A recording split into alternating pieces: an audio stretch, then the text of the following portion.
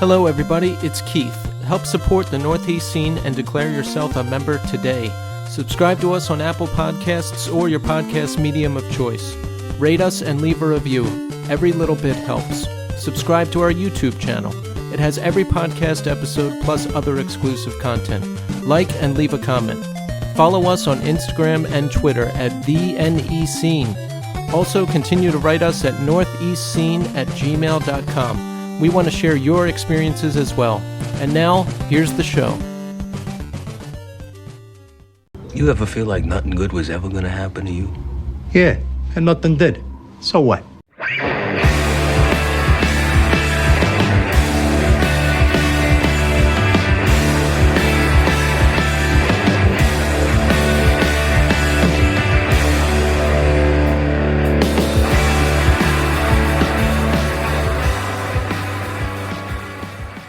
Hello, everybody, and welcome to the Northeast Scene Podcast. This is Keith. And Tommy.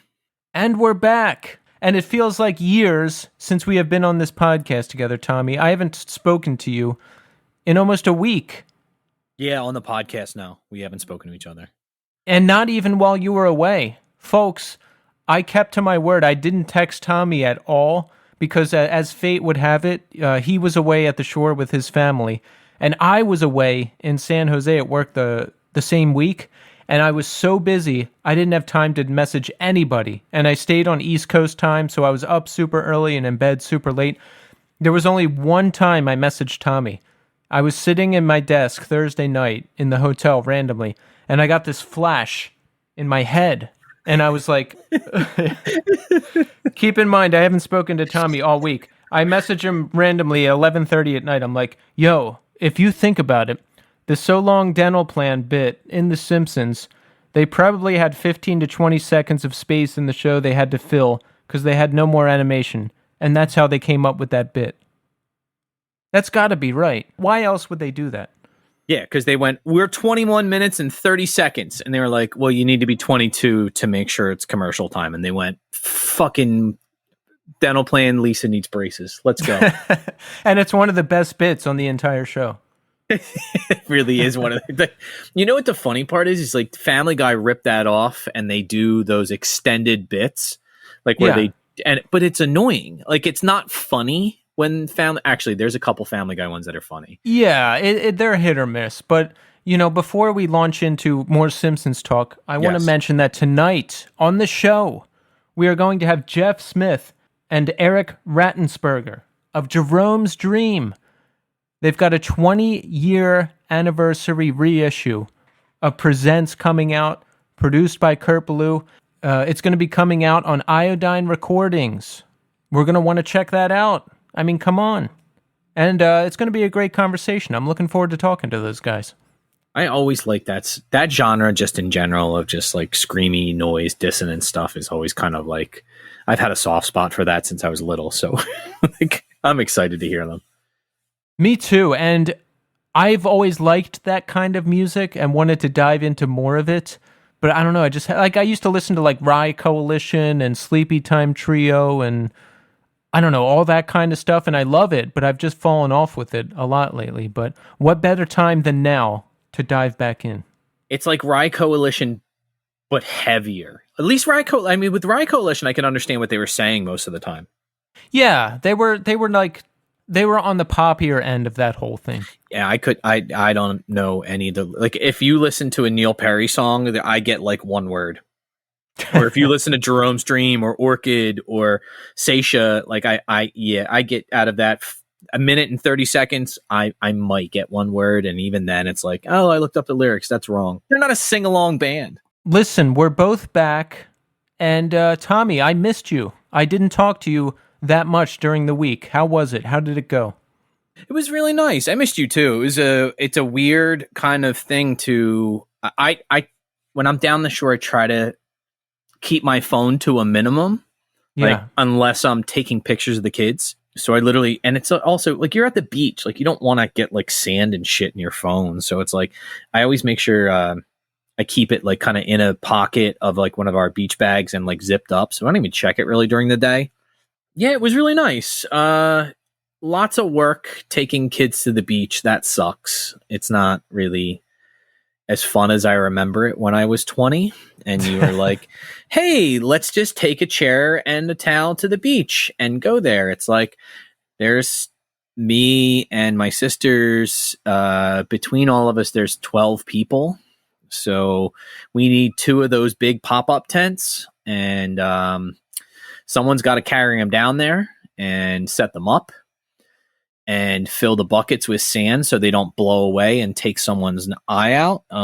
So the beach for me is really fun after about the first 30 minutes of setting everything up. And then the last 30 minutes also sucks. So that 5-hour window in between is super rad and really fun. And it was neat to see the baby. Last time she was down there, the baby wasn't really walking or playing in this, she was just kind of like sitting in the sand. This year she was like jumping the waves and like playing around and stuff. So it was really, really nice. How are you doing? Oh, I'm good. I was in San Jose. I worked a lot. I came home. I worked even more. Not like work, like some other work. You know what I'm saying? Yeah, gotcha. Some personal work, if you know what I mean. Fair enough. And don't take that out of context, folks. I'm talking about like recovery-related things I'm involved with. So it was a very, very busy weekend. Came home, got off the plane, went right to a thing, had to help set things up there, went to my friend's birthday party, went home, got up, went up to Sleepy Hollow to see a friend for some other thing, and then finally came home and was just burnt out. And you know what? I understand why people love sports now, Tommy. Why? I'm going to tell you why. On Twitch, they're doing this competitive Ninja Gaiden speed run thing. Okay. And they have brackets and they have different speedrunners going up against each other. I watch this shit like it's the Super Bowl. And I'm like getting into it and I'm like rooting for people and I have my people that I like and my people that I want to lose. And I'm just like, and I couldn't even watch it at one point because it got so tense. Oh, get out.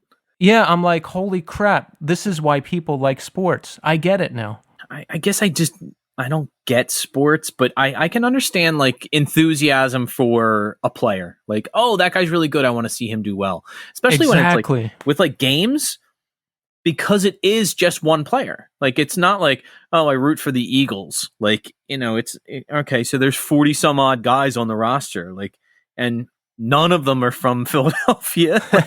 It's like, that's what sports should really be. It should be, you have to like have every single athlete on your team be from like that 30-mile vicinity. Like, then I would actually give a shit. Be like, oh, that kid went to Ryan and this kid went to Bonner and this kid went to fucking, I don't know, Holy Ghost or whatever. And then it's like, all right, cool.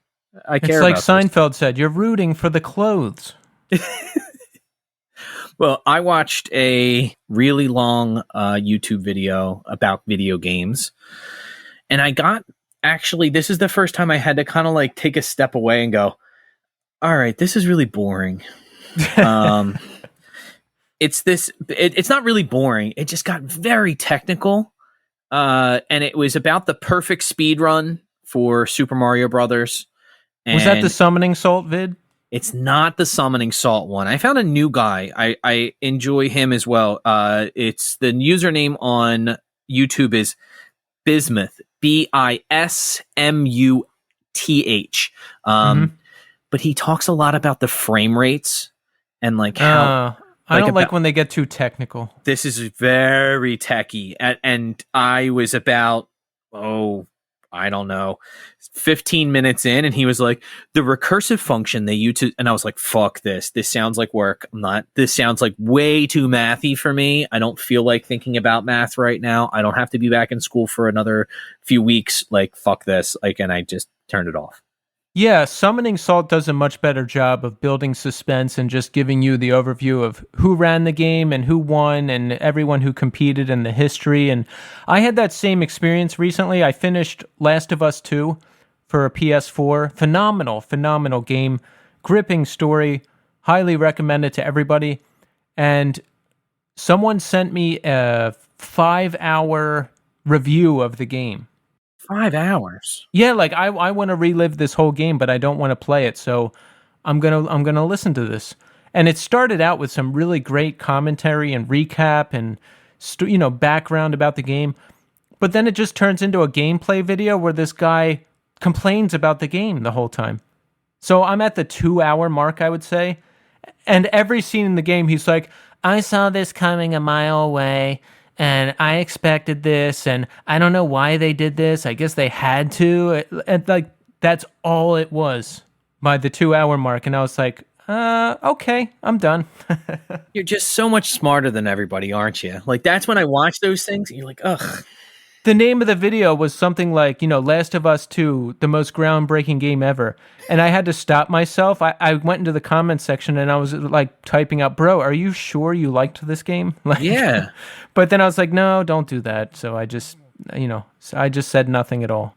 I think that was a good route with this one, because in my head, I'm like, I would have said the same thing. And I would I would have stopped for a second and been like, don't write that, because there are a lot of people that they make it their business to just respond to shit on YouTube. And it's like, I remember I wrote a comment years ago on some video about, I think it was Hellfest or something like that.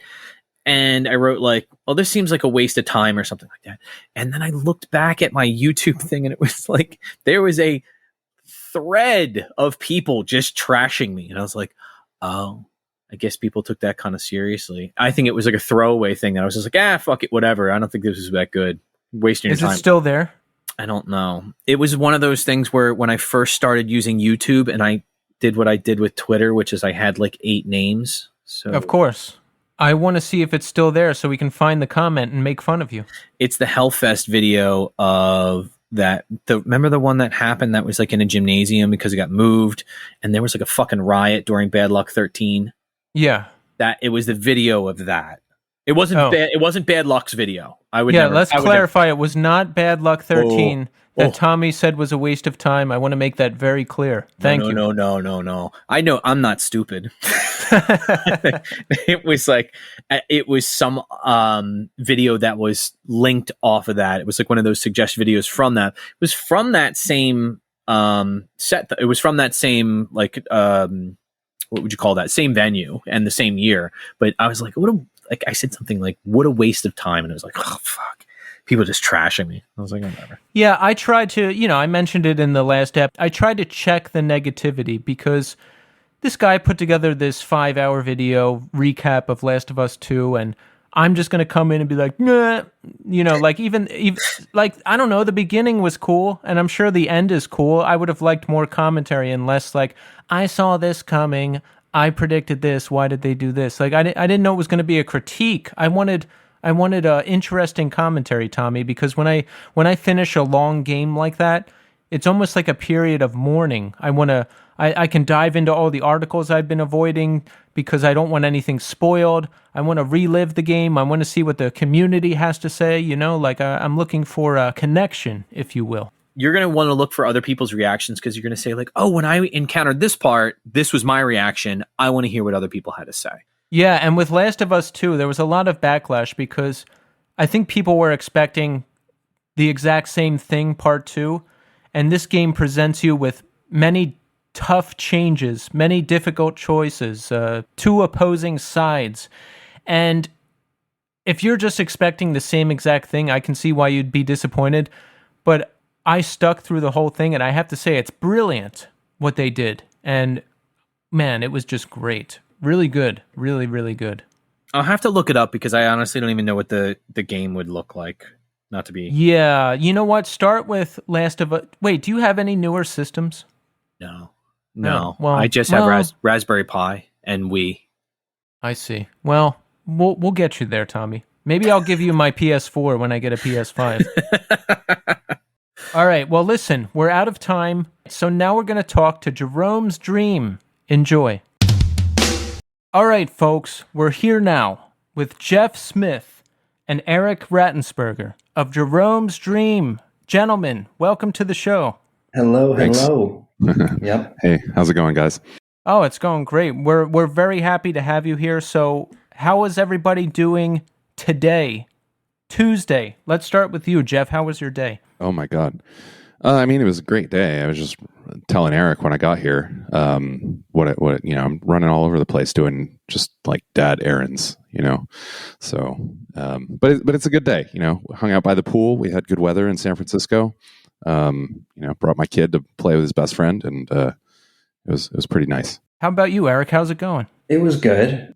Jeff is here at the apartment now. We're both in San Francisco.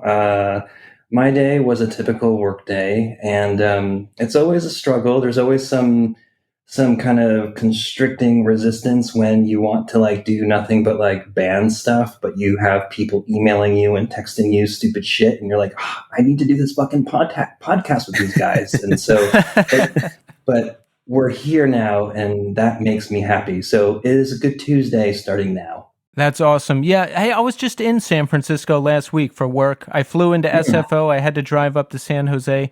I love it there. If I had to live in any other city, I would want it to be San Francisco. It's a great city. You should have called us. We would have taken you out for beer. I know, man. I didn't even know. I figured you guys were still in Connecticut. How did you end up out west? Oh, well,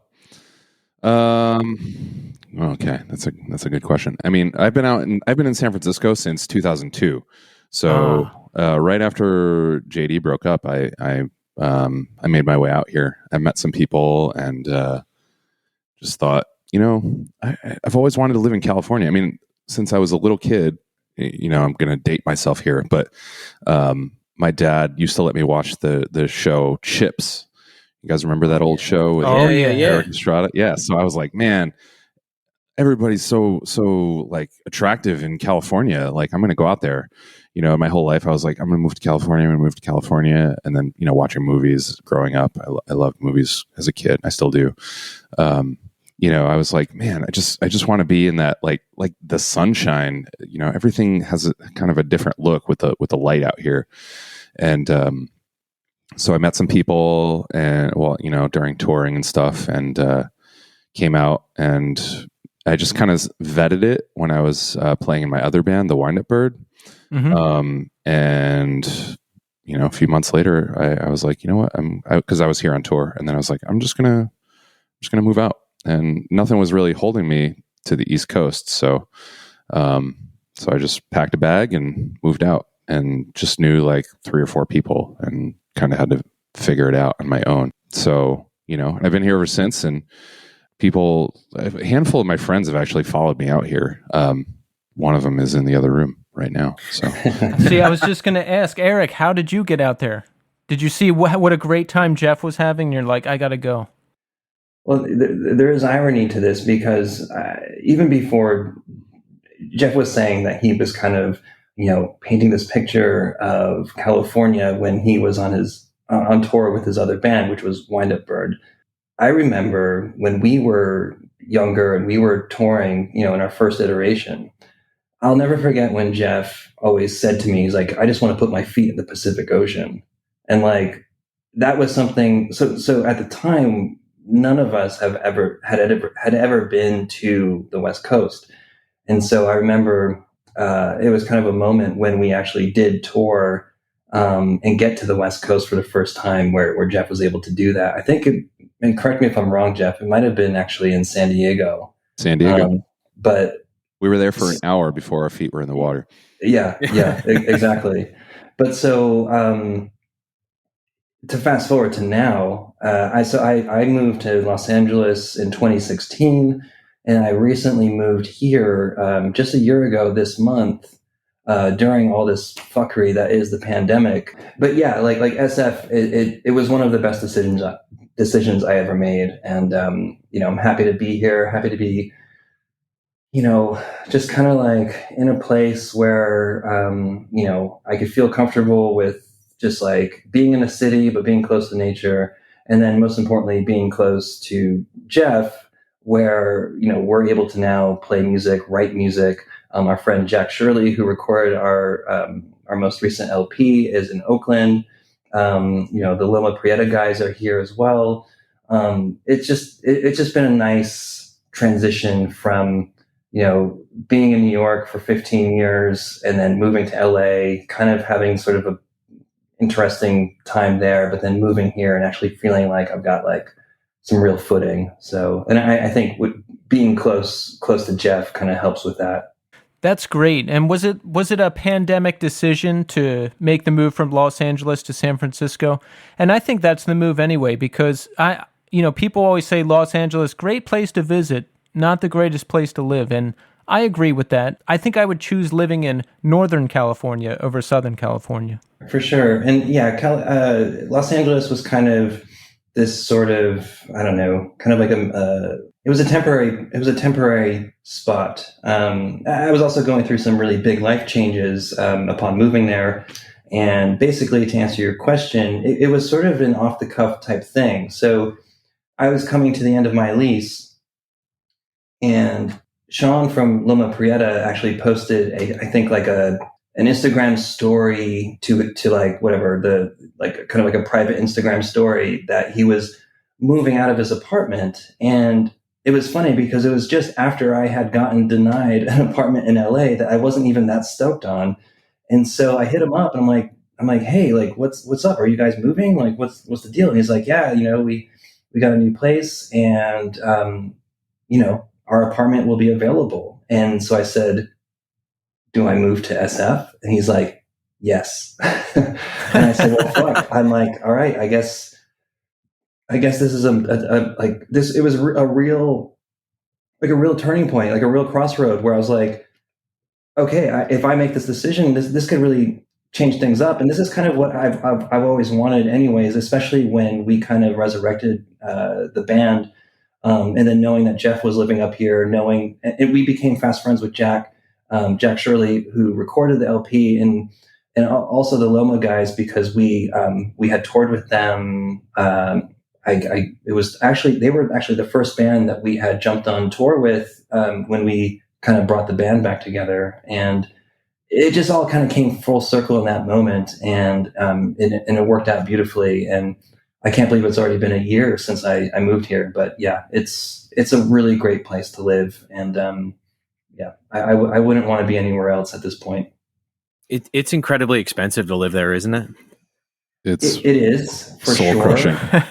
Yeah, but I think Jeff and I have good situations with our apartments and all that jazz. It's like Rent control. Yeah, there you go. exactly. So that was one of the more enticing elements or aspects of this opportunity. And it's like, okay, like I can actually live in this city and not, spend 75% of my earnings to a 1-bedroom apartment. So that's beautiful. If there was a rent-controlled 1-bedroom apartment in San Francisco now available for me, I'd probably move there. Like, shit, why not? Yeah. We'd love Your to voice have you is so over here. pleasant. I just want to hang out with you. Well, thank you. Not everybody agrees, but you know what? I'm going to take that. I'm going to say it 10 times. And I'm going to support that. So anyway, yeah. So long story short, Jeff, did you get that? Inside joke. Totally, I'm sure he can explain as far inside as it but, goes. But yeah, so long story short, Jeff got here basically right after the band, or after Jerome's Dream, like we all parted ways in 2001. And, I think it only made sense for Jeff to get out here. And it didn't surprise me that he ended up being out here for more than half his life. And yeah, here I am, a late bloomer, but happy to be here. That's great. And I love, changes in life can be difficult. And I don't know, sometimes bad things happen, sometimes good things happen. But I don't know, you just never know what's going to happen. And when you pull the camera back a little bit and look at the cycle of events and everything just kind of leads to this good place, I like that. I like those changes. Yeah, and Jeff, chime in here. I mean, I know I'm talking a lot, but I will say that for me, that's absolutely true. I was married. I was in a relationship for 12 years, married for 8 of them, and yeah, upon moving to Los Angeles, we got divorced. We're still very close. We're like family at this point. We're totally good. But any kind of change like that it's abrupt. It's terrifying. It's a lot to process, and I think that's also in part what really like made it easy for me to just get up and go to SF. I feel that. I feel that for sure because I'm going through that too. Or I guess I can say I went through that at this point. Not a divorce, but a breakup. And even though I didn't move cities or anything, in many ways I felt like I had to start over. So the a big move like that is definitely something that seems appealing in that type of situation. Yeah, it's a recalibration of sorts, and we had gone on tour. When was it, Jeff? Summer of 2019. Yeah, it's such a blur because of this pandemic business, but yeah, when we went on tour in 2019, we toured basically the better part of the year, and coming back from doing a full US tour, doing a full European tour, and being divorced, like just being like on my own in LA, I kind of came back to sort of this emptiness, and LA didn't really have anything for me so coming back from all this traveling.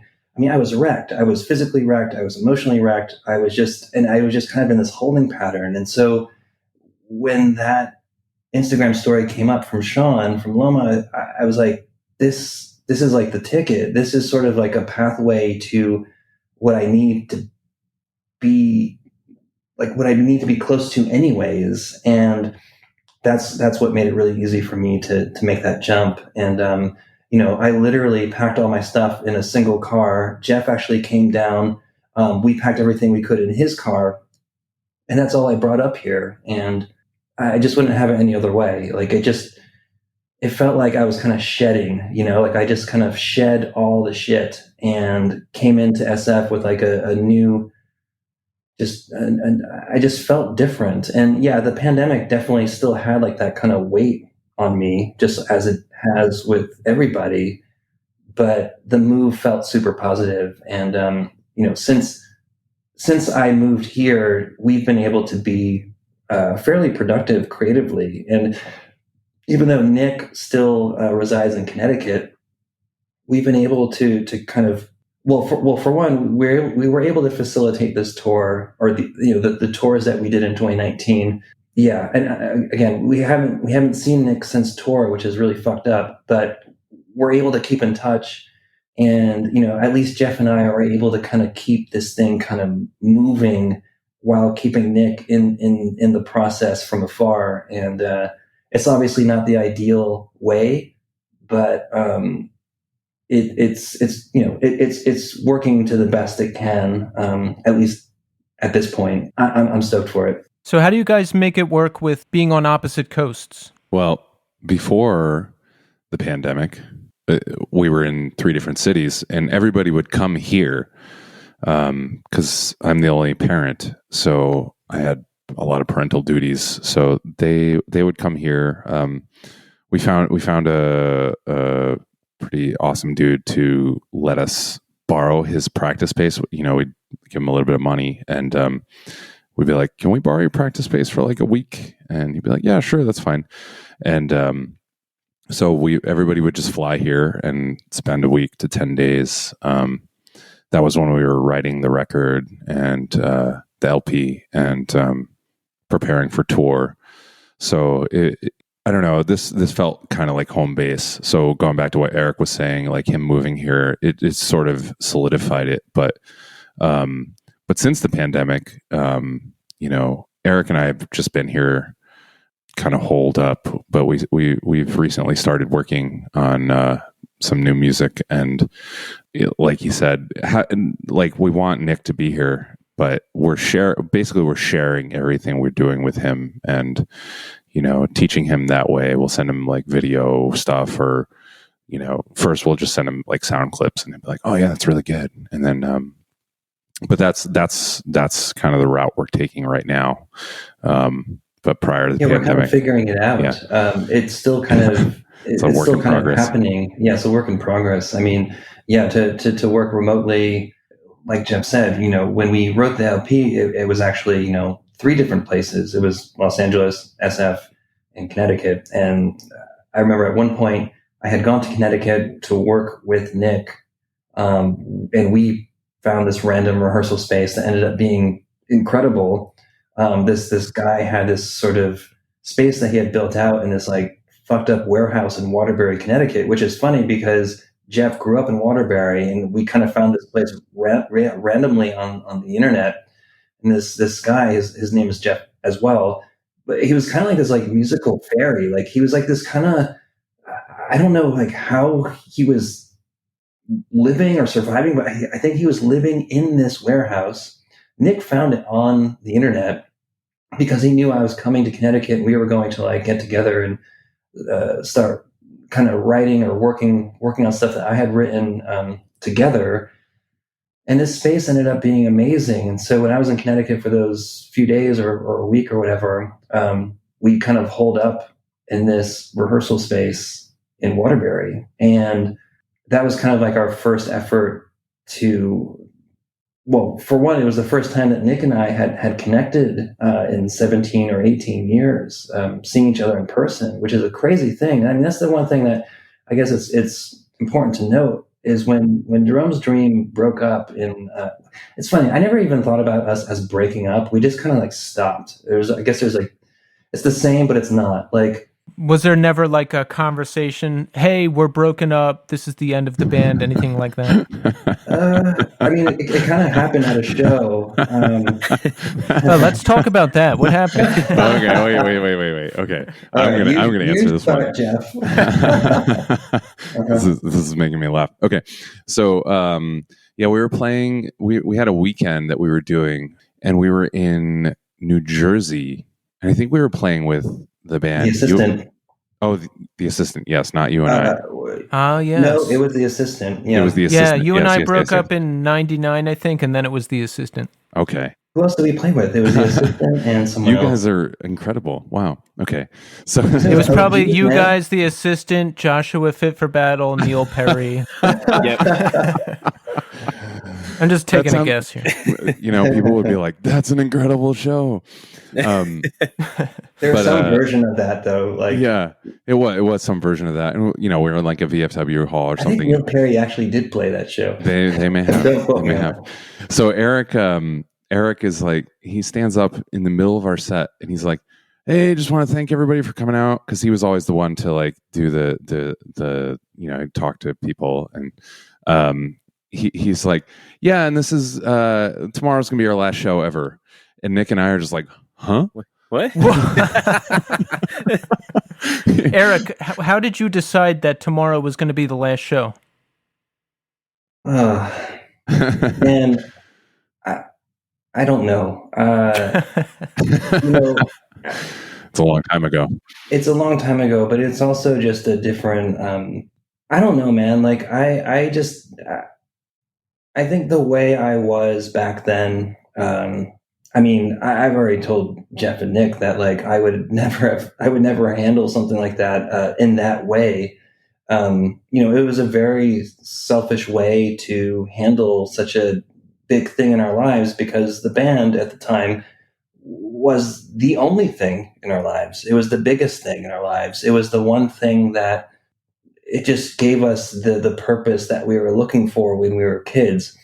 And I think after however long we had played shows and put out those records and stuff, like I think at one point I was just I don't know, like I ended up just doing that, and it was obviously not the right way to do that, especially with when other people are involved. To just kind of like stand up in front of people and just say, "Yeah, it's done." Like that's a real fucked up thing to do. And I'll never forget it though, because we played. I don't know where the venue was, Jeff. Do you? Like, was it like a hall or something? It was like a VFW hall or something. And I remember like the Seisha guys were there, or at least Billy and who else was there? I don't know if it was Jamie or maybe it might have been Greg Drudy at the time, the first drummer of Seisha. Or the drummer of Seisha. I said the first drummer because he was the first drummer of Interpol. But yeah. But anyway, and there was some irony to that because we actually played Seisha's last show at ABC No Rio in New York. And no, I just remember those guys in the crowd, and the crowd was kind of like sparse. There weren't like a lot of kids there. But I don't remember, and I don't remember where the next day was. Actually, Boston. Jeff was. It was Boston. Okay. Yeah, Middle East. So yeah, the Middle East, which felt kind of like big time for us. Like World Inferno Friendship Society. They were awesome. Yeah, we played with them, and I know the singer recently passed away. But what a moment in like punk history to like be this like hardcore band from Connecticut and then like play with this other band, World Inferno, like who we weren't really like super familiar with, or like it was kind of almost like a different world. But yeah, anyways, that was our last show with World Inferno, which is such an I don't know how many people actually knew that or know that, or why they would know that. But playing with them scratched an itch for me, for all of us, really, because we always like playing with bands that are a lot different than us, because it's just like just the diversity of sound. It's just really nice. Keith and I bring that up all the time. It's like we used to go to shows and you would see like an emo band, a metal band, a hardcore band. Like you would see all these different types of music at the same time, and it's like, here's metal night. And it's like, oh, okay. So you just get one type of crowd. Like you didn't intermix with other groups. And it was like, I think that was such a great time, was because you kind of saw what other people are doing and kind of borrowed and made things your own that you observed from other people. Yeah, I don't think I appreciated it enough when I was young, because I don't know, I mostly only listened to one type of music. But if it was more like that now, oh my God, I would love it. Like you could knock out, because I'm always on the hunt for new music and different genres. If I could all conveniently experience it at one show in one venue, like see a few different kinds of bands, oh, that would be great. I think what was so cool about back then, and it's so funny to like be like, oh, and back then in the old days, but like in punk rock, and I think someone else was talking about this recently of this very thing in terms of genre and like and culture. And when it came to like underground music back then, yeah, I mean, you could see a band like I don't know of a specific example, but you could see a band like Get Up Kids or Braid play with a band like Earth Crisis, or maybe not Earth Crisis, but maybe like some other heavier type of band. So like when you say like, oh, metal night or emo night or like indie night or whatever, not that long ago, all of these bands were kind of under one roof and kind of considered as underground. And now it's like people have become so acquainted with Spotify genres or segments or like whatever radio or this and that. And it's become so kind of granular. But back then, there was this wider appreciation of a band like Ghetto Kids or even Promise Ring. I mean, I remember Jeff, like, I'll never forget this show, and Jeff won't either, because it was exactly Trinity College, Hartford, Connecticut. We saw the Jazz June and Compound Red and Promise Ring, and yes, that's a pretty cohesive bill. And it's not really to the point of what we're making with like heavier bands paired with like more like, just different bands in sound or whatever. But I whatever, to kind of bring it all together in terms of how we responded to these types of bands and different types of music as a band like Jerome's Dream, which is like a heavier type of band.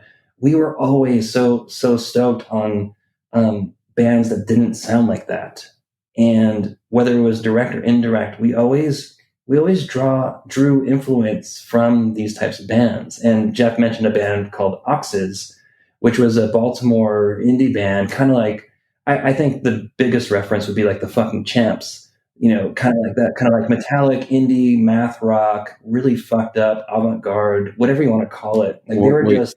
What about Hurl? Yeah. So Hurl.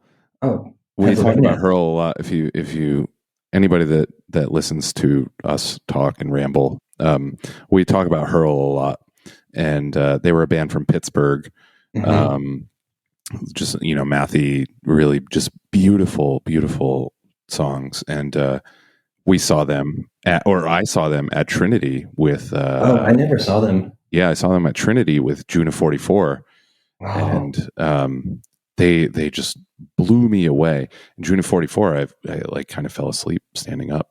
nothing against them, but after watching Hurl, I was like, fuck. Wait, You know? is that where you discovered Hurl? That's Jeff? where I discovered Hurl. Yeah, Trinity. I didn't even know that you had seen them live. I thought you just came across the No, full yeah, they absolutely destroyed me. I think the drummer was maybe in what's that band from Pittsburgh? Don Cab. Yeah, Don Cab. I think he might have been in Don Cab. So See, this is what when I edit the episode, I go back and listen to all these bands that people mention, and then I go on like a YouTube deep dive to listen to them all. That's my favorite part of editing the podcast. you're gonna think we're fucking weird then. I did that. So I did that with we had Scott from Zayo on, and he mentioned like 10 different bands from Pittsburgh, and we were like, I was like, I've never heard of this band. He's like, oh, you got to listen to Abignation and Chapter, and I was like, okay, I'm just Chapter. going. Are they? They're from Ohio, right? Or Zayo? Western no? PA. Western PA. Okay. Yeah. They were up this Basically Ohio. yeah.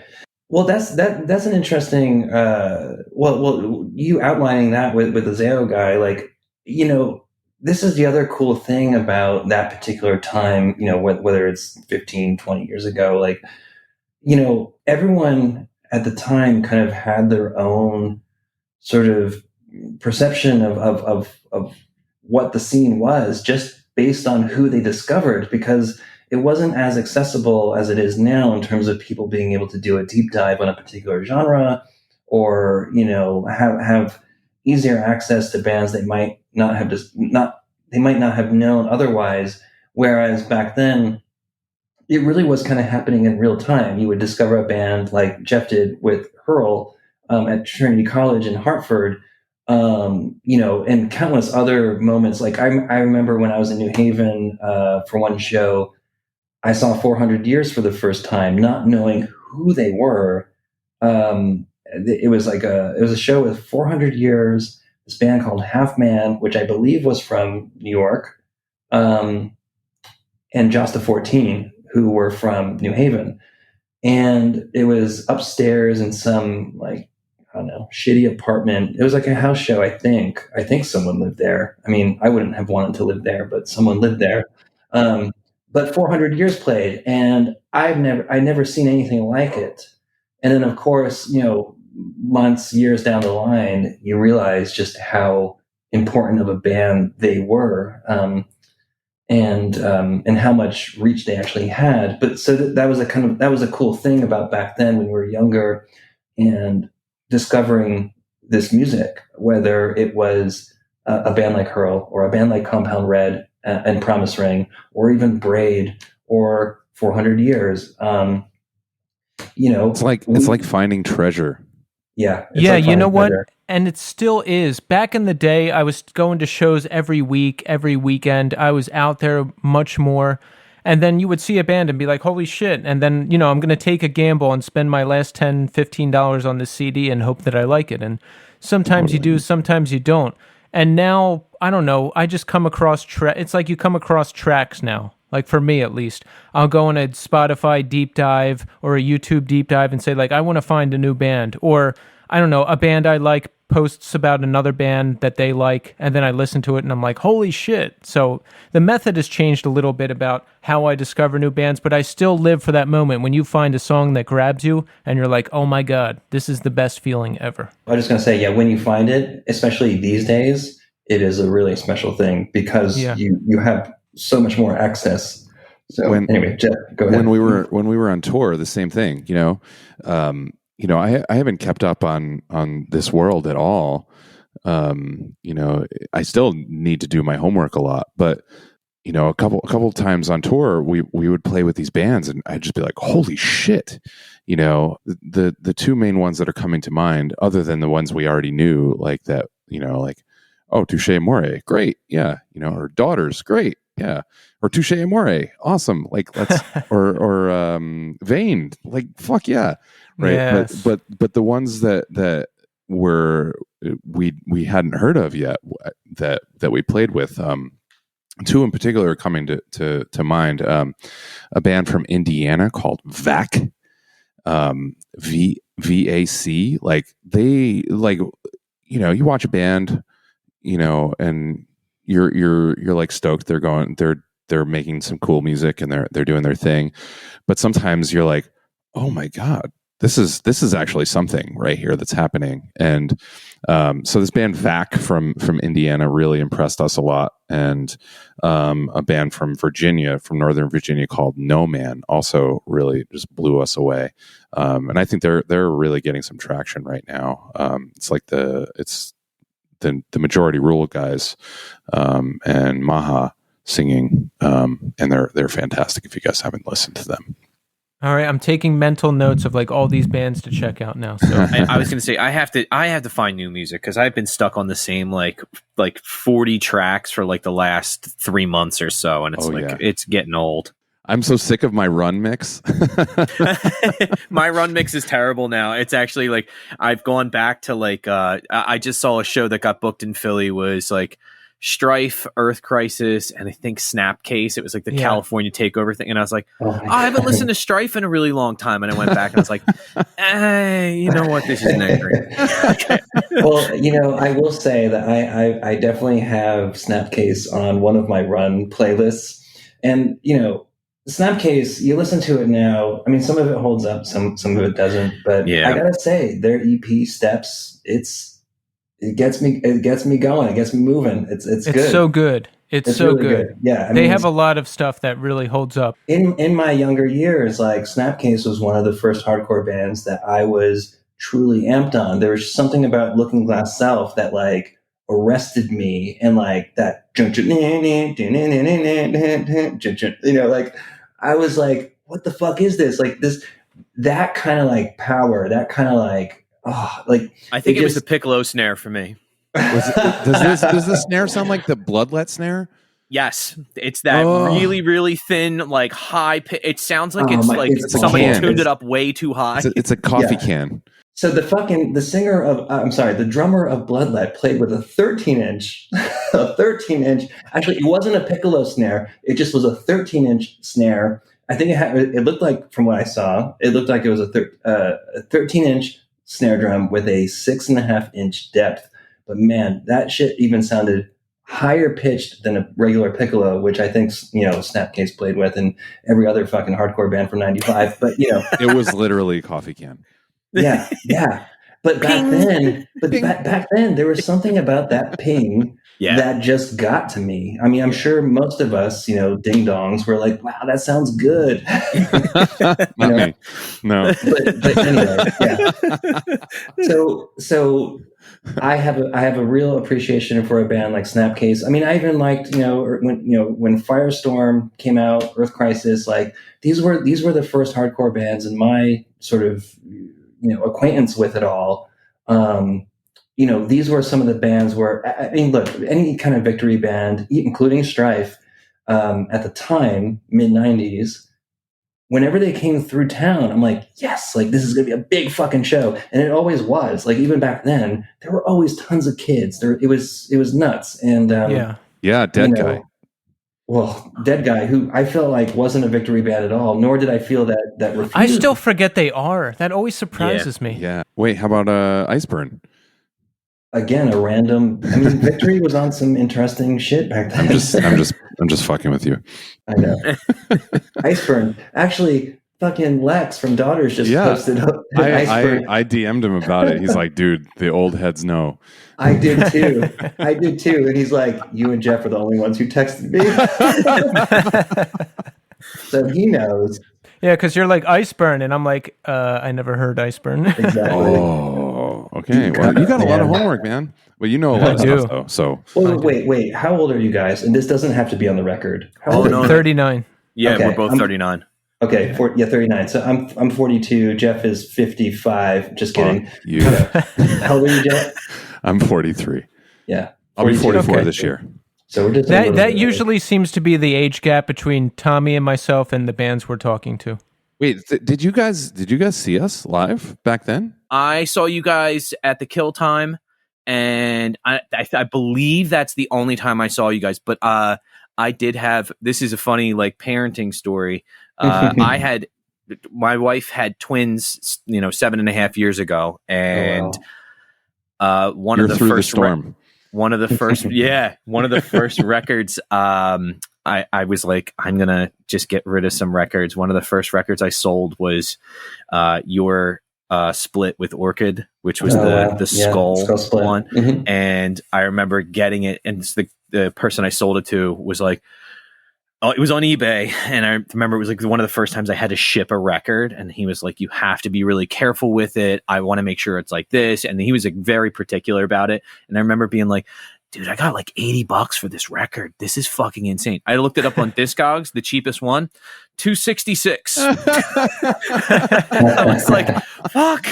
Yeah, when I heard 80, I was like, oh man, dude. Now, keep in mind, it was like right when I found out my wife, like right when the girls were born, I was like, all right, I got to get rid of some stuff. Like we are really like, both my wife and I are teachers, and I was like, fuck, man, like we're trying to, we just bought a house. We have twins, like they're in daycare full time. And I was like, just looking at the bills, and I was like, all right, I have a shelf full of records here. I know something, there's got to be a couple of these I can get rid of. And unfortunately, yours was one of the first ones to go, because I was like, oh, I have this picture disc that looks like that. And then I put it up on eBay, and somebody snatched it up right away. I also worked in education for 10 years, so I'm with you knowing how the pay is. Tommy, you and Jeff sound so similar. Running mixes, families, swimming, teaching. You guys are going to be like best friends. Is that what happens to us? Fuck, I don't know. Wow. It's just a cycle. Look, don't worry. Look, you'll get into. Do you collect sneakers yet? You'll start. I have a bunch of like retired running shoes. They're all the same shoe. They're all just like out on my like, you know, I live in like a third floor apartment, and like, you know, the stairs, we keep our shoes out there. And oh yeah. You know, I have like 5 pairs of my Nikes out there that are all the same, but they're just different colors. My wife's like, are you going to get rid of these? I'm like, you know, I never get rid of. No.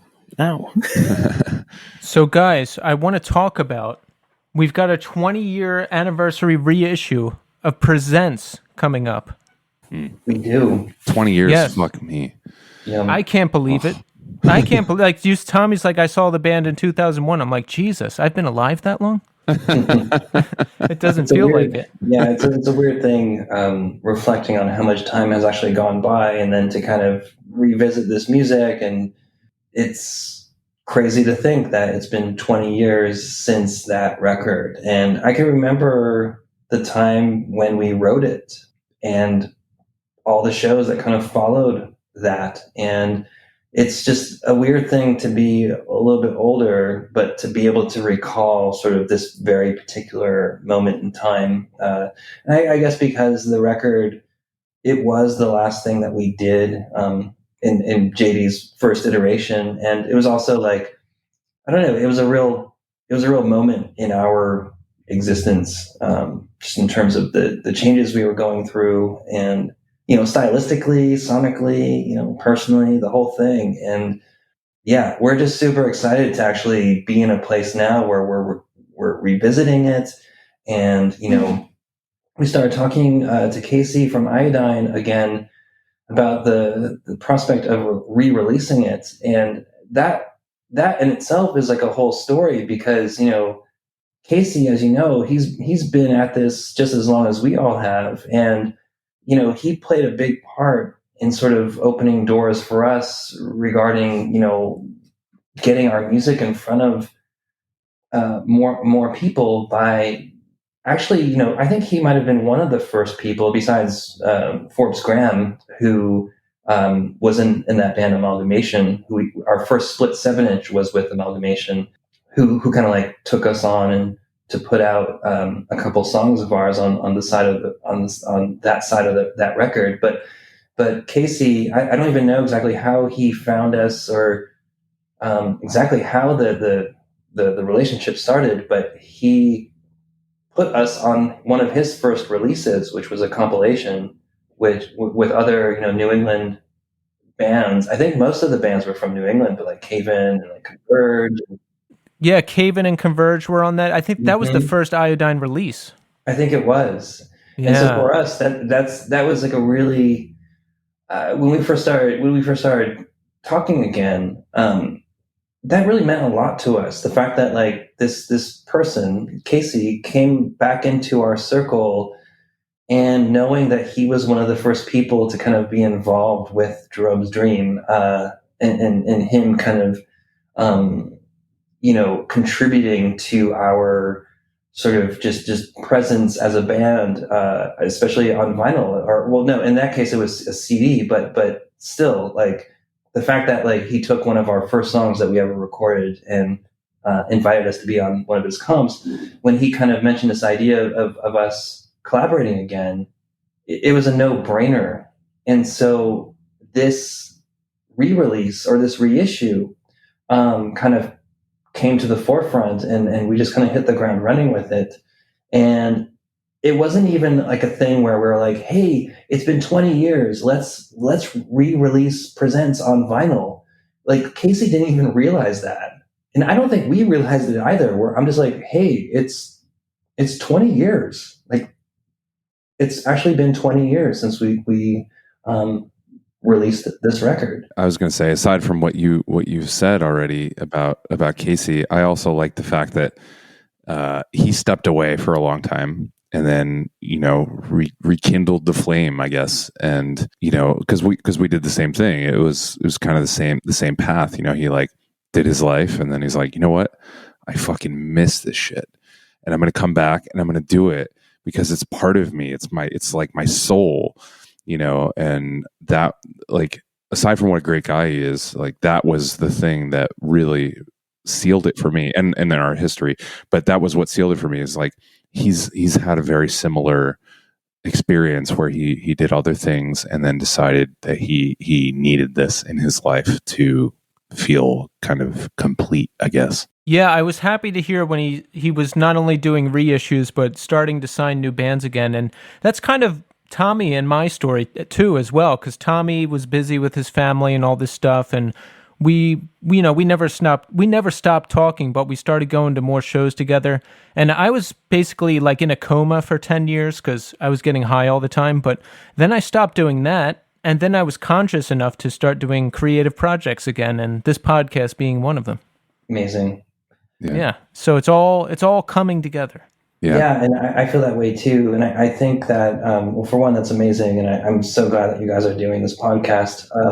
And yeah, like, that's what feels good about returning to this in a different, or it's funny, there's a shared mindset that we had when we were younger, but there's of course this additional awareness and approach just based on life experience and just sort of the realities of where we are in our lives now. And what I've realized personally upon sort of getting reacquainted with this whole thing is that even though similar to Casey and similar to Jeff and Nick, like in our own ways, where we kind of not abandoned it, but we just like moved on to other things and like had like basically like lived a whole life, where it's just so interesting how we were kind of drawn back to it and sort of felt that, I mean, the timing was uncanny as far as us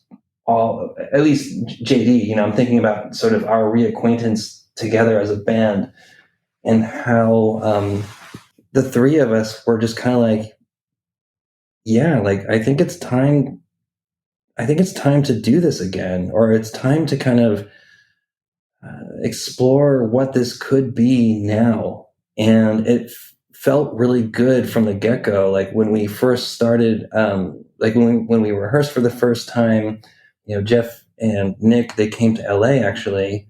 And we got a rehearsal space for like a week or so just to get behind our instruments, get in a room together. And it was such an interesting process, but at the end of the day, like, it just felt so good. It's nice when you're younger and you're in these bands, everything seems so important and so urgent. You're putting your entire life into this band, and it has to work, and it has to do this, and it has to do that. And I've heard the story a lot of times where it just doesn't work out and people are upset, and you walk away and enough time goes by. And like you said, Erik, you live a whole life and you can come back eventually. You circle back even without trying. It just, things kind of go into motion, and you can come back with a fresh perspective, a new perspective as an adult, and be like, okay, we can do this thing without all the headaches, I guess. Yeah, I mean, I think that well, again, and Jeff, of course, you chime in as well. But I guess it's a very personal thing. You know, back then, it's a personal thing now in terms of your relationship with this type of music, with this type of culture, with this community of people. And I think where I'm at now as an adult is I realize just how important it all has been to my identity, and also just what it means to me philosophically to be a punk, and like what this thing is, you know. And being a young kid and being an angry kid, and again, starting a band with two friends who become your best friends, and that becomes like the only thing that matters, like that's a real special moment. But then to live a lifetime, more or less, and then to become reacquainted with those same people that you shared an experience with, that you can't possibly replicate with anyone else. It's a really special. It's a real special sort of revisiting of all of that and stacking on top of it. And so what we've done in the past couple of years. I still can't believe how much touring we've actually done at this point in our lives, and the music that we've written and recorded, and the stuff that we're still working on, and the stuff that we're about to do with this release with Presents. And it's just wild. It's just a crazy thing. As far as, I mean, for me, like if we're talking about the history in between the iterations of the band, like, I moved here in 2002, and then like I went through just the darkest part of my life, even worse than my childhood, I would say, because I was just so adrift. I went to college after I moved out here, and that was really the only thing that was keeping me grounded. But everything else was just like darkness and me just fumbling through life, and then I met my wife, and she sort of helped ground me and turn me into a better person, and helped me just kind of flatten out the traumas that I was just dragging behind me and throwing around, and and then we had our son, and then that made it even more solid. And then the three of us got together on the phone not too long after my son, maybe 2 years after my son was born. So it was like, met my wife, had our son, and then the band came back, and it was like steps of helping me kind of turn into a good human again. And, so, and here we are, I guess, 3 years later after reuniting, and, it feels so good. And, it completes me, like my family really, they were something that was missing in my life, but then there was still something. And then the band just happened again. I was like, oh, okay, this is exactly what I needed to make everything whole. And, and that's going back to earlier when we were talking about, how the band stopped before, and how I was laughing. I was upset with Erik for a long time because of that. Were there years where you guys just didn't like each other and didn't talk? We didn't talk for, I don't know, maybe 5 or 6 years after the band ended. And yeah, and it wasn't about like not liking each other. I think it was more so just the band hitting its wall, and then the three of us going our separate ways. I think in retrospect, what I think happened to a degree was, and it's not like it's right, but I think because the three of us were so embedded with each other, and we were doing what we were doing together, and making this music that we made, and there's such an intensity to it. There's such a, I don't know, it kind of fucks you up. Or it can, and it certainly did for me. Like to be that way for however long. We were a band from 97 to 2001, and it really was like an all or nothing type of thing where the three of us were so invested in the music, so invested in just the idea of being in this band and making the music that we made, and creating this world for ourselves. I think at the end of our time, which was shortly after we made Presents, I don't know. I think that's just the sad reality of collaborations like this. I mean, it's different for everyone, of course. But I think to put it in a more positive light, I think our ability to get back on a phone together after so long and to get reacquainted, three of us, and to just have it feel a certain way and to have a certain kind of rapport, it's really unique and it's really special. And I really value that more now than I ever could have imagined when I was younger. And I know that like Jeff and I, we would see each other occasionally over the years. Either I passed through SF or, whatever. We would grab beers or dinner kind of sporadically. As we've become older, as we've lived a little bit more life, I think we were all able to kind of appreciate what the band was to us and like what it provided us. And now it's just a weird thing being older, but being just 55. a young 55 For sure. For the record, we're not 55, we're fucking 42 and 43. Okay, don't get it twisted.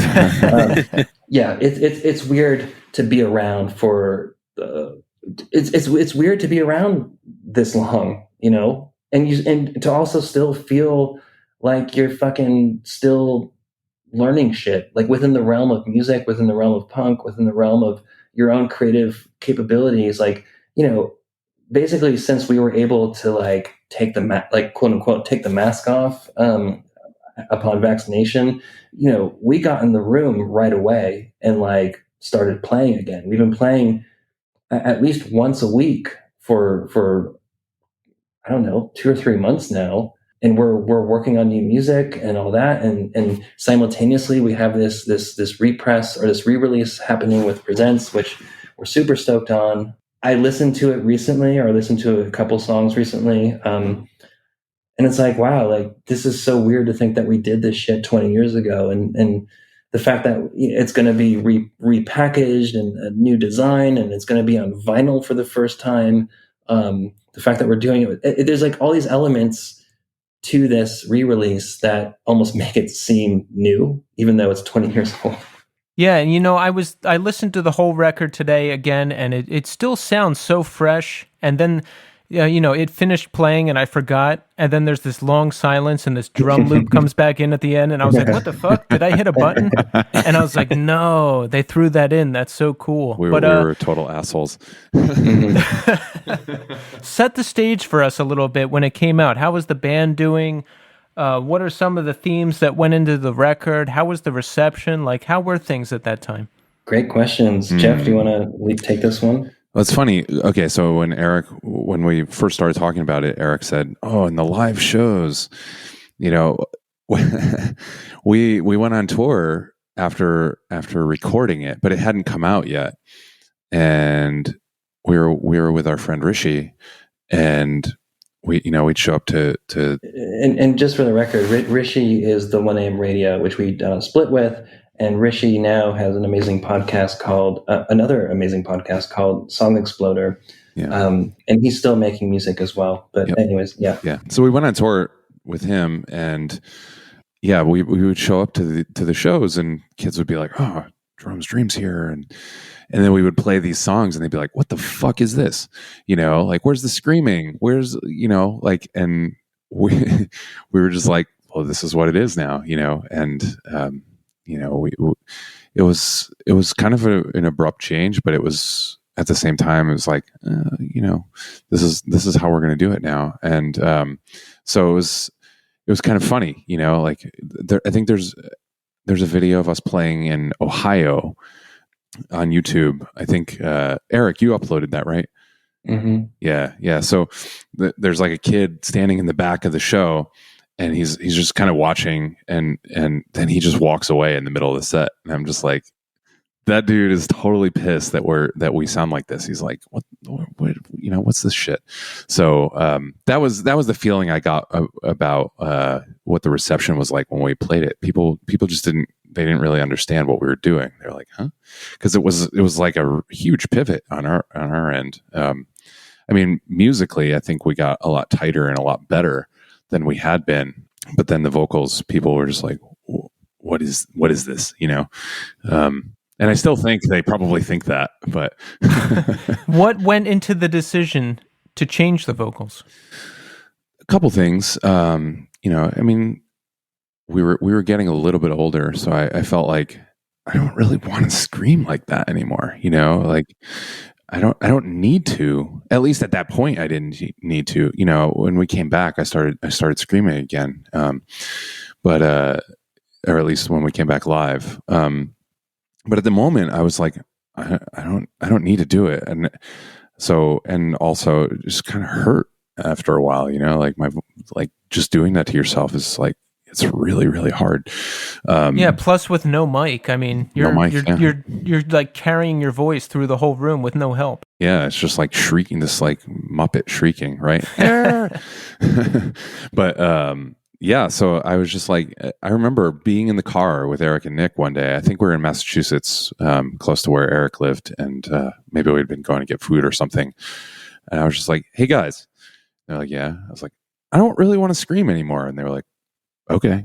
And so I kind of pitched my idea to them of singing like a crazy circus announcer, and you didn't pitch it like that, though. I mean, here's the scene. We were playing, especially when we had done the first touring with the 10-inch that we put out, Seeing Means More Than Safety. That's kind of like what kind of the band has become known to sound that particular way. I mean, I know everything we've released has always had kind of like a different sound, but the 10-inch was sort of what kind of carved us out as like this like screamo hardcore band. And we never referred to us as screamo, but just for simplicity's sake. I think to get back to, or to kind of add to this sort of painting the scene of the time of Presents, I think we got to a point where we were ready to kind of go out on our own, like really go out on our own. We were a part of a scene. We were associated with some really fantastic bands, and we had, made really, really great like friends over the years, between Orchid and like, Page 99 guys. Reversal Man. Just like acquainted with Reversal Man and all these other, great hardcore bands. There was something in us that I think prompted us to really try and push ourselves creatively, and just to see like what it would come out like.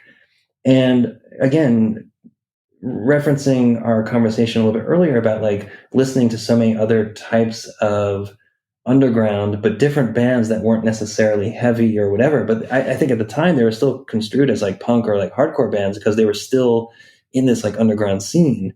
And I think Presents, even though it's still kind of a heavy, fucked up record, I think Presents is like the most, it kind of demonstrates just like how wide our palette was in terms of like being a hardcore band. And I think we weren't afraid to kind of go left of center. I mean, we never were, but you can really hear it in Presents.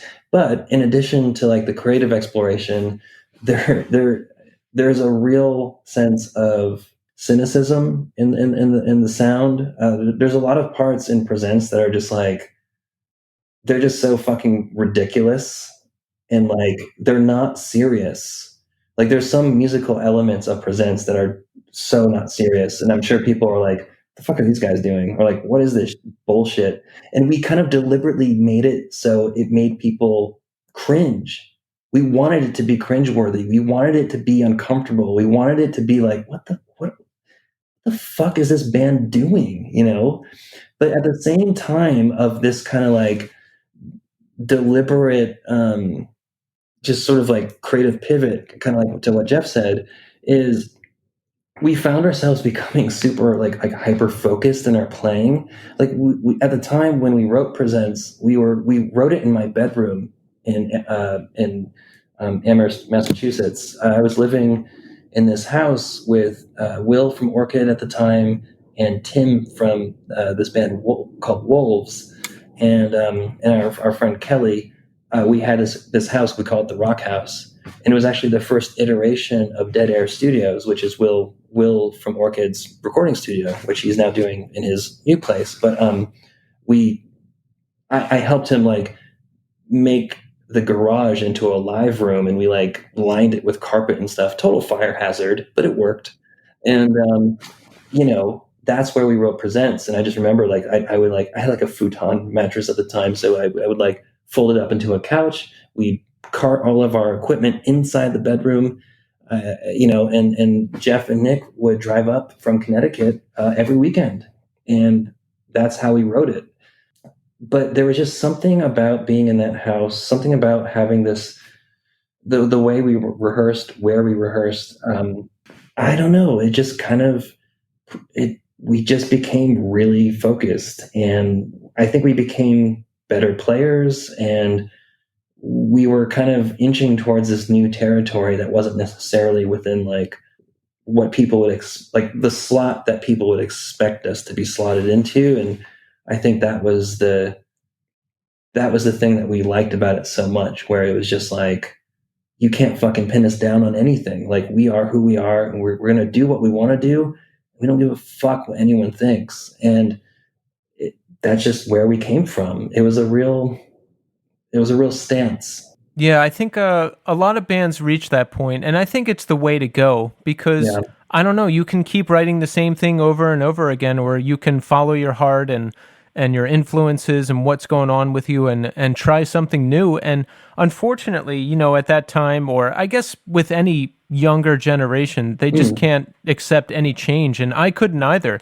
If a band changed their sound when I was 17, 18 years old, I didn't like them anymore. There was like a whole decade where I didn't listen to Cave In because I didn't like what they were doing. I thought Converge changed their sound, but they never really did too drastically, and I stopped listening to them just because I thought they changed their sound. So I was like very firm, like, no, like, you do this or I'm not in. Yeah, I think a lot of us felt that way. I think it was just like the landscape of this, people's awareness of this type of music, where it's like the thing is too with hardcore and punk in particular. I feel like people gravitate towards the music that like resonates with them on a visceral level.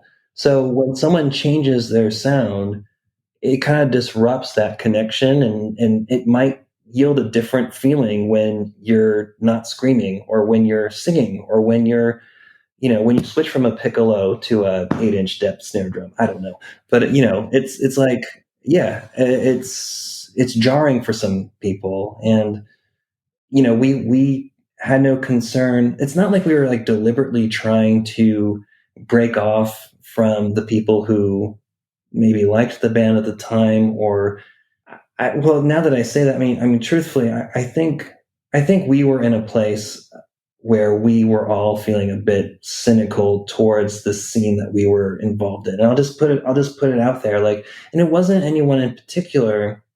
I think it was just sort of this overall feeling that we had, where we weren't connecting with the culture that we were a part of. And we're like, you know what, let's just go even further. Let's just like go out into like, no man's land, and just kind of rediscover what it is that we're even doing.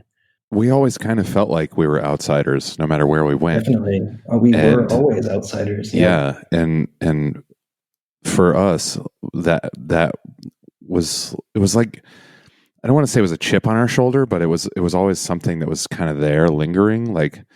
But we always had a chip on our shoulder. That's what drove us. But it did. But it was also, also our friendship did, and our just the fucked up shit we had gone through as kids, and but it that was always kind of something that was like, let's just do this weird thing and piss people off a little bit because that was just how we would deal with it. And, I guess I've always been kind of a contrary person. So it's just in my Same. nature. Yeah. A lot of punks are, right? Yeah, if someone tells me I have to do something, I just automatically don't want to do it, even if it's something I want to do. Yeah. Dude, Yeah. That's the punk in you, Yeah. for sure. Oh God, yeah. You should meet my son. I'm sure we'd have a lot in common. Yes. God damn him. It really is a blessing and a curse. Like just, that kind of mindset. Sometimes I personally like find it to be to my advantage. And sometimes I'm like, fuck, like I'm still dealing with this, like that kind of like built-in resistance.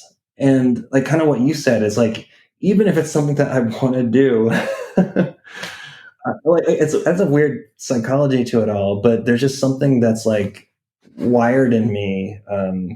It's very bizarre. Like when I'm traveling and I have a rental car, I'm using the GPS. The GPS will be like, turn here, and I swear to God, my first instinct is no. Like it's I'm fucked not up. going to do that. Google. Yeah, Take that. I'm going to go right. Have you ever been to Maui? never. So No. Maui, there's this road called the Road to Hana. So most of the stuff in Maui is like centered on the central part and the western part of the island.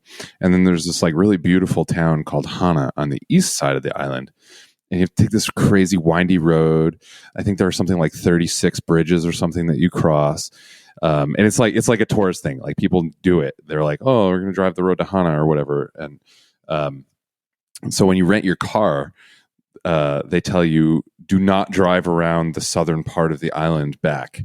Like do not do a full loop. Like when you get to Hana, turn around and go back the other way, because the other part of the road is like parts of it are unpaved and like you can fall in the ocean and it's like nobody's down there. So it's just like completely remote. So, and I'm going to Maui next week. So I'm thinking about doing the southern route, because the contrary in me is like, fuck you. I'm going to go see it. Fuck you.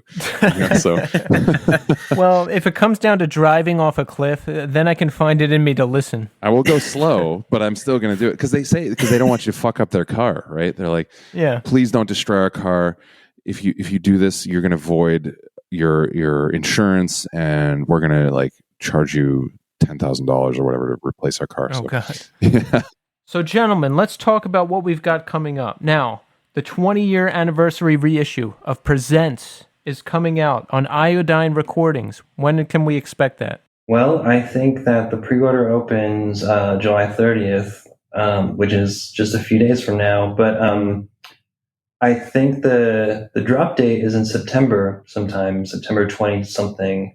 But yeah, I mean, we've been working with Casey on this for it seems like a few months now, just kind of getting all the pieces in place. It's definitely taken a village to kind of get it all going, but between Casey and this guy Drew who's been helping Iodine and just holding it down on the art direction and design and Jack all remastered. That. Jack Shirley, our friend Jack, remastered it, which is also so nice too, because again, we're re-releasing this old recording of ours, but it's getting this sort of like new approach to it and new hands on it, new ears on it. And I don't know, it's funny because I was just actually cutting a little sort of teaser thing for it that we're going to put out this Friday on the 30th, just to basically support the announcement of the pre-order. But like listening to the songs paired with like the new kind of the new graphics and design that we've kind of packaged around it. It's funny because it feels like a new thing. It's weird. Again, like looking back 20 years, thinking that we made this shit in a bedroom in Massachusetts. Just putting this all together now still kind of blows my mind. It blows my mind that we're even doing any of this at all. But I think we're really excited to kind of share it in this new way. Even though it's older music of ours, we're really proud of like how it's being sort of put together, and we're also really honored to be doing it with the people that we are, between Casey, between Jack, to have the opportunity to even like talk to you guys about it. Like just this stuff matters. All of it matters. And it's cool to be doing it now, 20 years later. Yeah, that's great. And do you have any tour dates coming up? No tour dates at the moment. We're still like holding it down low key, but we are playing. We're rehearsing every week. We're writing new material. So in terms of your question about what's coming up, we do have new stuff coming up in addition to the Presents reissue stuff that we'll just like hold out for now. But we're excited about what is around the corner. So there will definitely be more stuff on that in the coming months for sure. But like, yeah, we haven't been resting on our hands. There's definitely like, it's funny because like a lot of us, a lot of the bands, a lot of people have just been kind of like keeping low key. And I know that people are definitely like doing some great stuff. Like Soul Glow, for example, they just released an incredible EP. I think they're doing something with Epitaph really soon. We were touring with them and Gouge Away what 2 summers ago. Had the privilege of meeting and playing with those guys, and so it's like, yeah, people are doing stuff. There's stuff coming out constantly, which is amazing to see.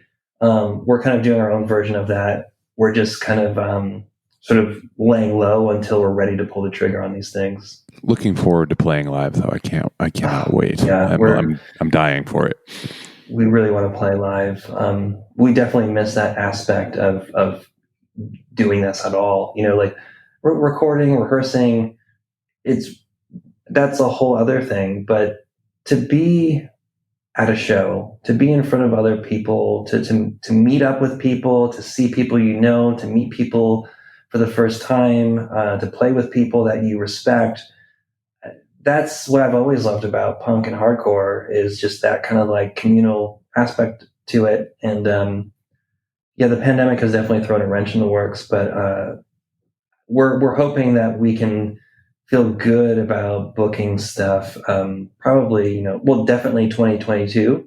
So we'll see, but we're not rushing into it either. Like, I definitely understand why bands are booking up these tours and people are getting back to it as soon as possible. We're just kind of waiting for when it feels right to us. But in the meantime, we're working on a bunch of release type of stuff. But Presents being the first thing that's a part of that.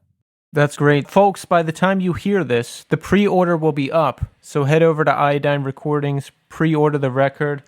And Jerome's Dream has other stuff out there. There's the 2019 LP, the reunion LP, right? We want people to listen to that, yes? For sure, yeah. The LP is just out there. You can get it wherever. But what we're really excited about is the new stuff that we've been working on. Not to hype it up or anything, but it is definitely.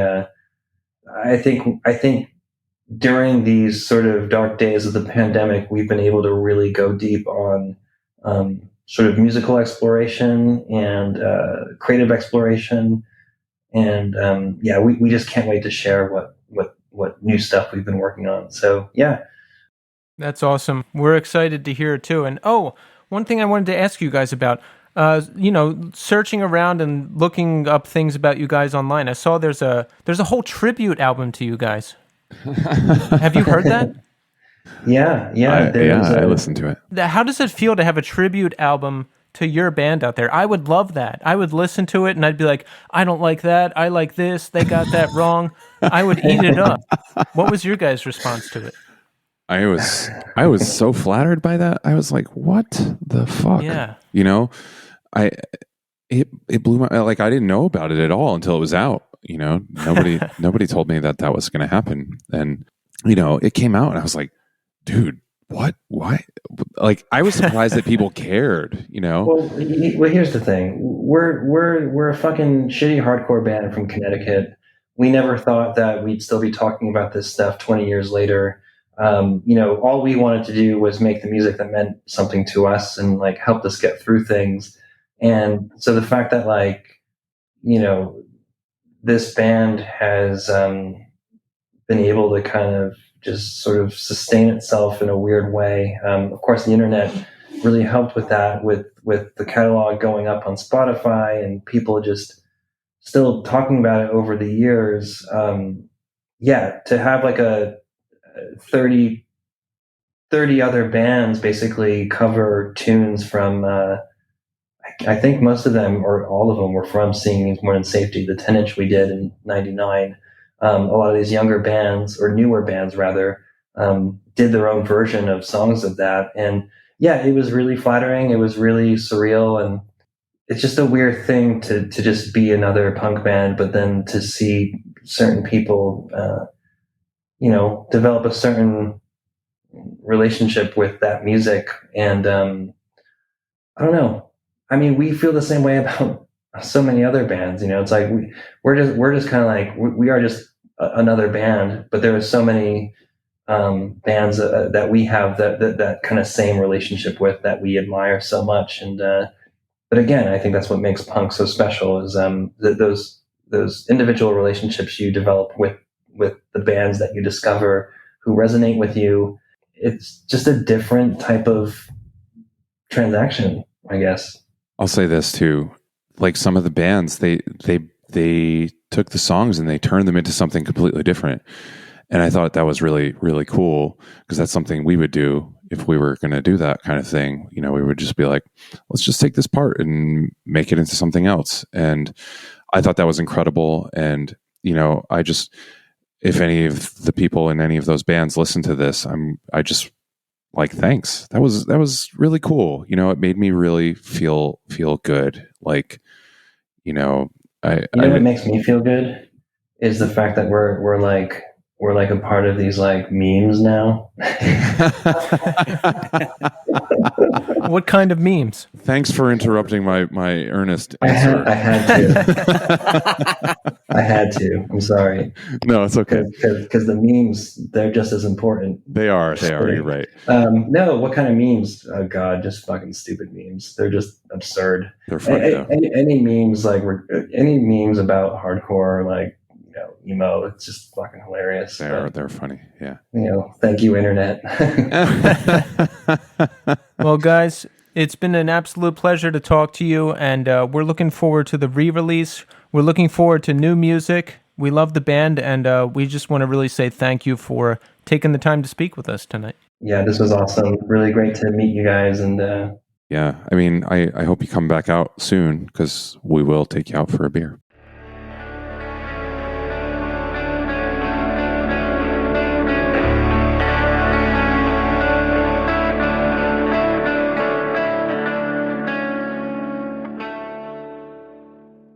There you have it, folks. Jerome's Dream, Jeff and Erik. They were great to talk to. That was a very well-rounded conversation. We hit a lot of topics. It just flowed naturally. Those are the best. They were a joy to talk to. That was awesome. Erik brought something up that kind of resonated really hard with me, and I haven't really thought about it that deeply, but it's like when you really like a band and they change their sound, especially like the music that we were into when we were younger. You were so passionate about it and so into it, and it became kind of like wrapped up in your identity, that when the band changed their sound, I actually remember feeling almost like betrayed. Yes. When I heard, like, I remember hearing a Cave-In, was it Jupiter that came out? Or there was a Bury Your Dead record that I was like, I fucking love that song, Magnolia. And then they were like, yo, you hear the new one? And I heard it and I was like, wait, is this the same band? Yeah. I felt like somebody was disloyal to me. It was just really bothersome. And it's like, this band owes you nothing. What the fuck are you talking about, 18-year-old kid? Like, yeah, it's what they want to do. It's their artistic vision. And, they don't have to listen to what you want, and you don't have to listen to the band. No one owes anybody anything. That's a wonderful way of saying that, because I feel like there's so many times where people say something about a band and you're like, do you feel like you know these people? Or like they'll reference them like their first name, and you're Dave. Like, yeah, you going to the Dave concert, man? Yeah, I get that, because that's kind of like their culture of like they feel connected through that music. But like, they'll reference stuff and say like, yeah, man, I actually don't really like when so and so started playing guitar like this. It's like, really? Like, are you that close with the band? Like, Jesus, stop. Well, Tommy, I know it's late, but do you know what it's time for? Oh God, is it the minute thing with culture? Fucking A. That's right, Tommy. It's time for the Pop Culture Minute. And that's where we discuss the hot topics of the day. Are you ready for this? Are you ready to do this? I am 100% ready, but I will say the one that you did, not the last time, but I think the time before that, I heard a bunch of it down the shore with my one niece, Olivia Rodrigo. Yes. Is it good? It's not bad. It's like it's kind of Taylor Swifty, kind of. It's poppy. It's moody. It's kind of heartfelt lyrics. Let's just put it this way. I never asked her to turn it off. Like it was. Yeah, some of that stuff I can get down with, but let's get into this. Let's go. Now, Twitter was abuzz with memes about the new M. Night Shyamalan movie, Old. It's about a beach that you go to it and you turn old. Oh, no. Tommy, have you seen the movie? I have not seen the movie, but I know I saw the trailer for this. What do you think? Does it look good? I don't know. I feel like that guy's disappointed me a lot of times. So yeah, he is under a lot of scrutiny all the time. And here is my thought. I wish he didn't feel like there always had to be a twist of some sort in one of his movies. He should not be beholden to that, unless, referencing back to the conversation we just had with Jerome's Dream, unless that's what he wants. If that's what he wants, then that's what he should do. But if he feels like he has to do it, then he shouldn't. That's my personal opinion. I just remember the last two movies I've seen of his was I saw the Village. That was the one with Joaquin Phoenix in it. Yeah, and that movie gets flack, but I liked it. I didn't see that twist coming for sure. Like, a lot of people always say I saw it coming a mile away. I don't know. I don't think I did, and I thought the movie was okay. It wasn't as shocking as like the other one.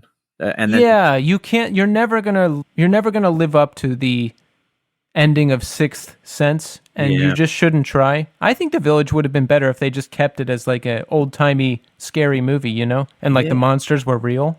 That would have been cool. I thought the cool idea was like, it was the creation of this thing to keep them within the borders. Like that's what safety was within the borders. Therefore, make something else the monster on the outside. The monster can be fake, but the fake monster is protecting you from something really sinister. But and then the other one was the Mark Wahlberg one, The Happening, where it was like the earth was turning against people.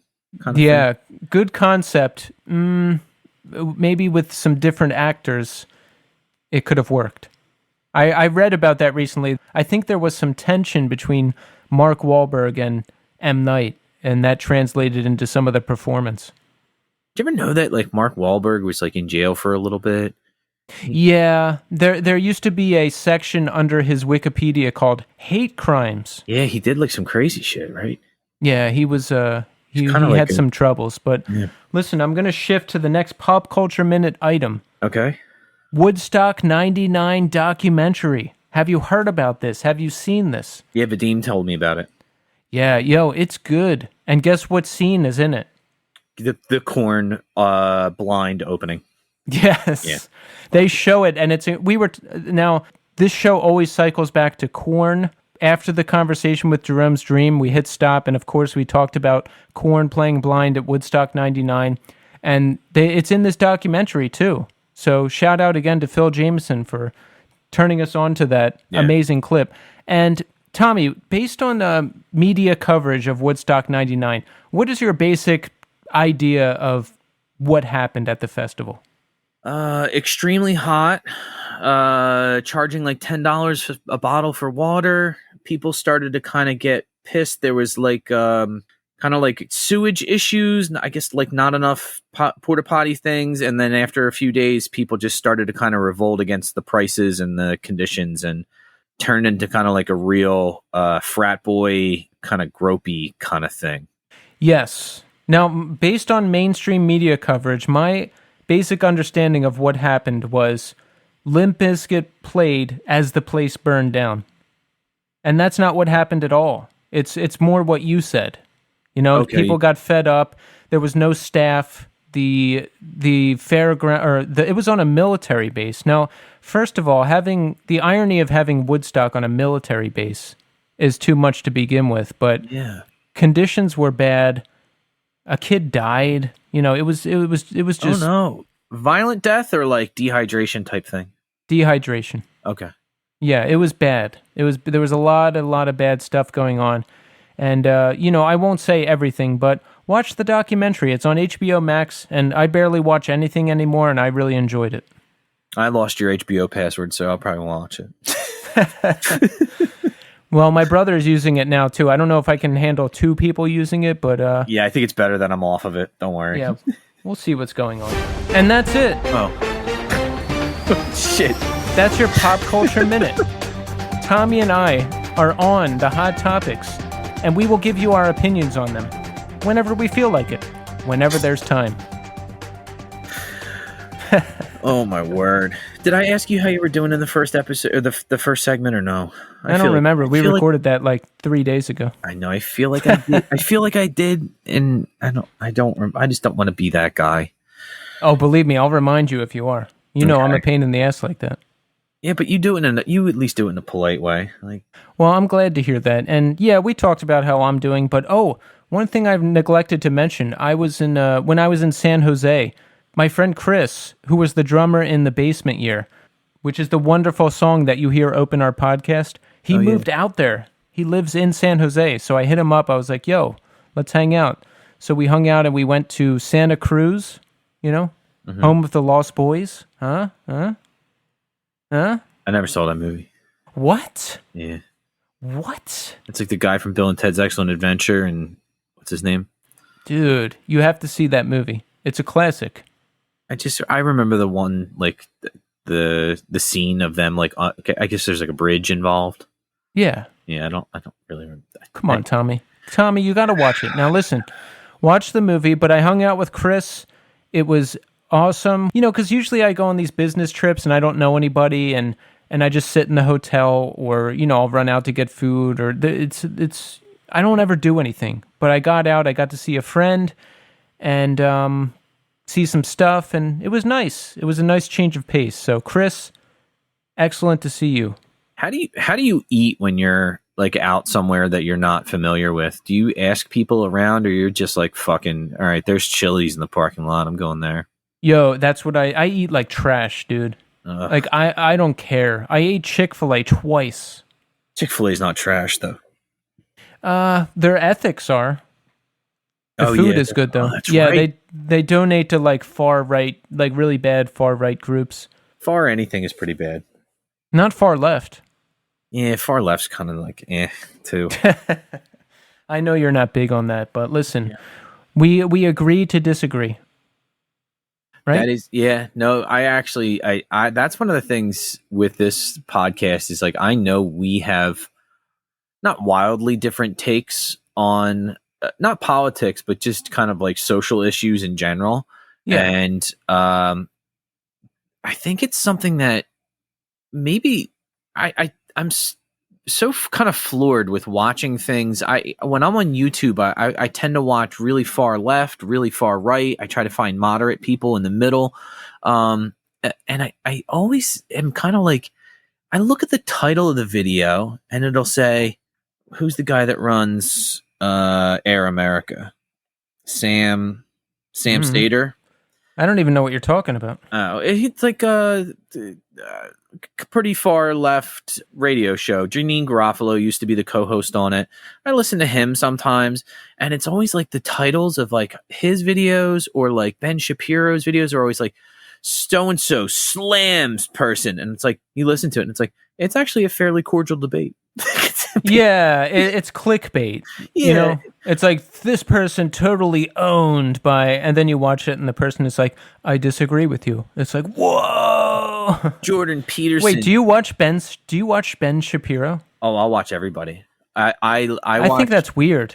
I watched what did I watch the other day? And I was kind of like, You really do like seek out information, even if it's the worst information out there. Because I feel like that's kind of the world we live in, is you get these extremes from both sides.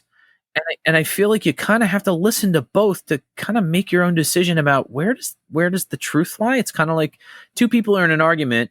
You listen to one side, then you listen to the other side and go, okay, somewhere in between here is reality. I try not to isolate people unless they're into some really wacky stuff, and I just don't want anything to do with them. Because if I disagree with and remove everyone from my life who does not see my point of view, the only person I'm going to be hanging out with is myself.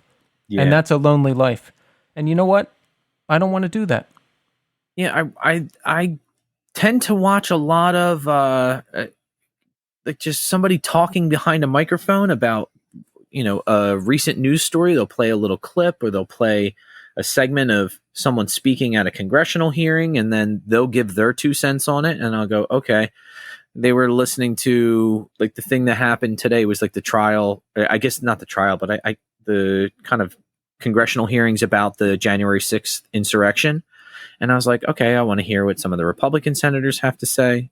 I want to hear the testimony from some of the Capitol police officers that were there. I try to do it. I try to get all sides to hear what kind of seems to make the most sense. And a lot of times I end up walking away more confused than when I started, but at least I have a little bit more information to go on.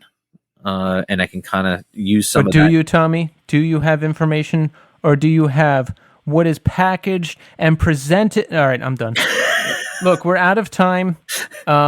We agree to disagree. We love each other, and we love you. So thanks again to Jerome's Dream for speaking to us tonight. That was great. Thanks, everybody, for listening, and until next time.